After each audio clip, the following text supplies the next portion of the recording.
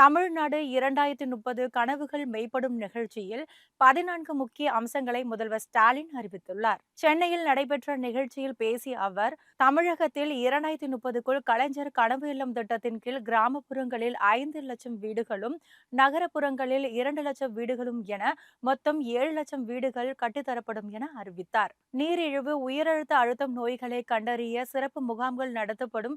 ஒவ்வொரு மாவட்டங்களிலேயும் மனநல ஆலோசனை மையம் அமைக்கப்படும். நிகர சாகுபடி பரப்பு 50 லட்சம் ஏக்கராக உயர்த்தப்படும்.